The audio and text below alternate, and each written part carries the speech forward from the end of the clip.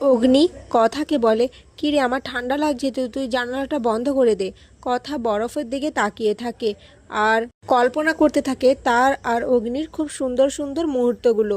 এরপর অগ্নি এসে কথাকে আবার বললে যে জানালা বন্ধ করে দিতে, বাইরে কি এত তাকিয়ে দেখছে। তখন কথা নিজের কল্পনা থেকে বেরিয়ে আসে আর বলে, আমি তো মফস্বলের মেয়ে, তাই প্রথমবার বরফ দেখছি, তাই একটু চোখে জল এসে গেছিল। এরপর কথা আর অগ্নি একে অপরের দিকে তাকিয়ে থাকে, কেউ কোনো কথা বলে না, তাদের মধ্যে এক নিস্তব্ধতা কাজ করে। অপরদিকে জানাব রেচাকে বলে, যত তাড়াতাড়ি সম্ভব কথা কলি আর অগ্নিভকে আমরা শেষ করে দেব, আর ওই কবিরাজকে সবার আগে এখন তুলে আনতে হবে। ওই কবিরাজকে আমরা এখানে শেষ করে দেব, আমরা কিছুতেই ওই অ্যান্টিডোটটা বানাতে দেব না। এরপর সকালে কথা ঘুম থেকে উঠে এভিকে ঘুম থেকে ওঠানোর চেষ্টা করে আর বলে, পাচক মশাই অনেক সময় হয়ে গেল, আপনি এখনো ঘুমোচ্ছেন কেন? আমরা ঘুরতে এসেছি তো, আমরা ঘুরতে যাব না বলুন? কিন্তু অগ্নি কিছুতেই ওঠে না। কথাকে বলে, আমার ঠান্ডা লাগছে, তুই জানালাটা বন্ধ করে দে আর আমাকে ঘুমোতে দে। তোর ঘোরার ইচ্ছা হলে তুই যা ঘুরে আয়, কিন্তু আমি যাব না। কথা বলে, বাইরে তো বরফ পড়ছে, চলুন না আমরা দুজন যাই। অগ্নি বলে, আমি এরকম বরফ অনেক দেখেছি কথা, এখন প্লিজ আমাকে আর ডিস্টার্ব করিস না, আমি একটু ঘুমোতে চাই। এরই মধ্যে আক্কি, জুনি, ছোটকা, প্রি, অর্ণা সবাই মিলে চলে আসে আর অগ্নিকে ঠেলে ঠুলে ঘুম থেকে তোলার চেষ্টা করে, কিন্তু অগ্নি কিছুতেই উঠতে চায় না।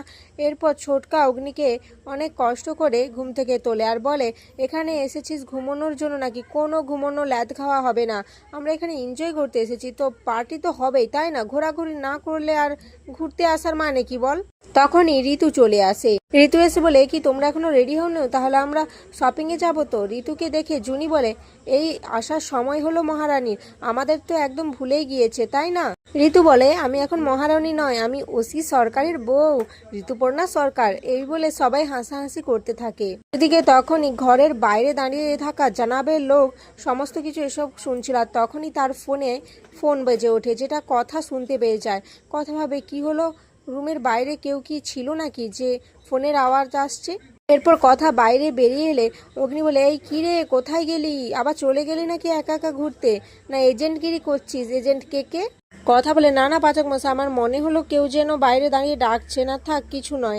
এরপর সবাই রেডিও চলে আসে। প্র্যাটির আসতে দেরি হচ্ছে দেখে সবাই অগ্নি প্র্যাটিকে ডাকার জন্য তার ঘরে যেতে গেলে তখনই প্র্যাটি চলে আসে আর প্র্যাটির গায়ে কিছু না থাকায় প্রি বলে, তুই এভাবে ঘুরতে যাবি নাকি? আমাদের ফিরতে রাত হবে, ঠান্ডা লেগে যাবে তো।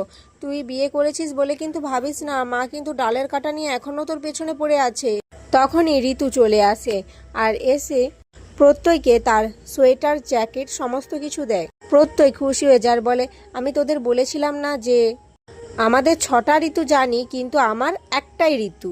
এরপর সবাই মিলে বেরোতে যাবে তখনই ছোটকা হাঁচি দিয়ে দেয় আর যেটা শুনে কথার ভয় পেয়ে যায়। কথার মনে খটকা লাগে, সে বলে, বাধা পড়ে গেল পাচক মশাই, আমাদের এখন বেরোনো উচিত নয়। কিন্তু কথাকে অগ্নিব বুঝিয়ে সুঝিয়ে নিয়ে যায়। এদিকে জানাবের লোক রেচাকে খবর দেয় যে কথারা সবাই বেরিয়ে চলে গেছে আর ওদের ফিরতে রাত হবে। তখনই রেচা ওই হোটেলে চলে আসে আর এসে কথাদের রুমে একটি ট্রান্সমিটার আর ভিডিও রেকর্ডার সেট করার চেষ্টা করে, কিন্তু কথা আর অগ্নি তখনই ফিরে আসে। রেচা সেই লোকটার উপর রেগে যায়, বলে, তুমি আমাকে ব্যাড নিউজ দিয়েছো, ভুল নিউজ দিয়েছো, তোমার খবর পাকা ছিল না, এখন আমি কি করব?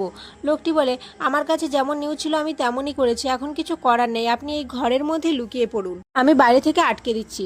এরপর লোকটি বাইরে থেকে রেচাকে আটকে দিয়ে চলে যায়। কথার অগ্নি ফিরে আসে, কারণ কথা পড়ে যেয়ে কথার পায়ে চোট লেগেছে।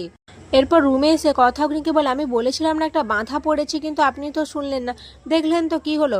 এরপর অগ্নির সাথে যখন কথা বলছিল তখন কথা একটা স্মেল পায়, একটা আঁতরের স্মেল। কথা অগ্নিকে বললে, অগ্নি বলে, নিশ্চয়ই কেউ রুমটা পরিষ্কার করে দিয়ে গেছে, তাই তারই মনে হয়। কিন্তু কথা কিছুতেই মানে না, সে রুমের ভেতরে খোঁজাখুঁজি শুরু করে দেয়।